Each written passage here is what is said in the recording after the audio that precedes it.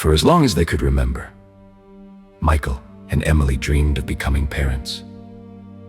Year after year, they prayed, hoped, and endured heartbreak. Every doctor's appointment ended the same way. "I'm so sorry," the doctor would say gently. "Having a child just isn't in the cards." They tried everything: specialists, treatments, and even prayers, but nothing worked. Eventually, they stopped expecting miracles. Then one rainy Tuesday morning, Emily went to the doctor because she'd been feeling unusually tired and nauseous. The doctor entered the exam room wearing an expression she couldn't quite read. "I have good news and bad news." Emily's heart sank. "The good news is, you're pregnant." She burst into tears. Michael rushed to her side, wrapping his arms around her as they both cried tears of joy. After years of disappointment, their impossible dream had finally come true. But the doctor's smile faded. "The bad news is that your baby has an extremely rare condition. If you decide to have the baby, your child will be born as only a head. They will be perfectly healthy. However, they will have no arms, no legs, or no body. They will just be a head." The room fell silent. The doctor explained everything he could. There would be enormous challenges. People would stare. Life would never be ordinary. That night, Michael and Emily talked for hours. Finally, Michael took Emily's hand. "We've wanted this baby our whole lives." Emily nodded through her tears. "I don't care what our child looks like, I already love him." So they chose love. Months later, they welcomed a baby boy into the world. They named him Freddie, and they loved him with every ounce of their hearts. Every morning, Emily fed him, read him stories, and kissed his forehead. Michael would carry him from room to room, talking to him about baseball, fishing, and all the adventures they would someday share. Every afternoon, Emily carefully placed Freddie on a soft pillow by the front window. From there, he watched the neighborhood children laughing, running, throwing baseballs, riding bikes, and chasing each other in the yard until the sun began to set.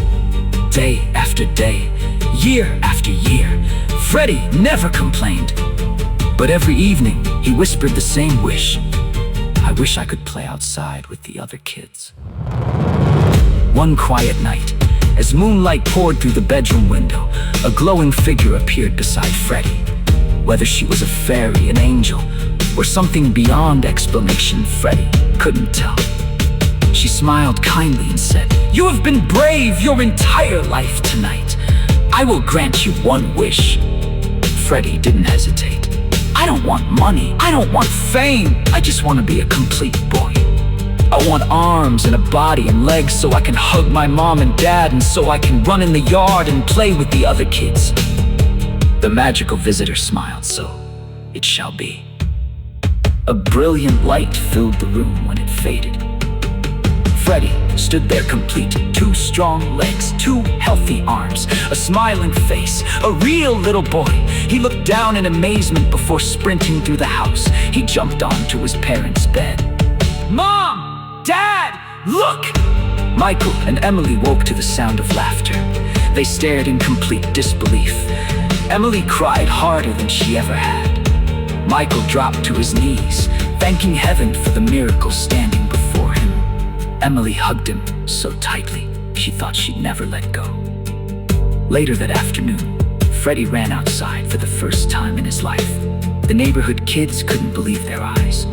The little boy they'd seen sitting in the window for years was finally coming outside. Within minutes, he was playing baseball, and he was incredible.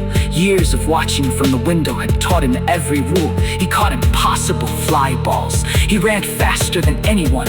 His laughter echoed through the neighborhood. Then Johnny stepped to the plate. Crack! The baseball soared across the street into a field. "I've got it!" Freddie shouted. He sprinted after it. He grabbed the ball. With one perfect throw, he launched it all the way back toward home plate and the out. Smiling from ear to ear, Freddie ran to high-five his new friends. He never saw the garbage truck. The driver never saw it. There was a screech of brakes, a terrible crash, and then silence. The entire neighborhood stood frozen. Michael and Emily ran into the street screaming. The children cried. The town mourned after waiting a lifetime for a child. He was gone. The moral of the story: quit while you're ahead.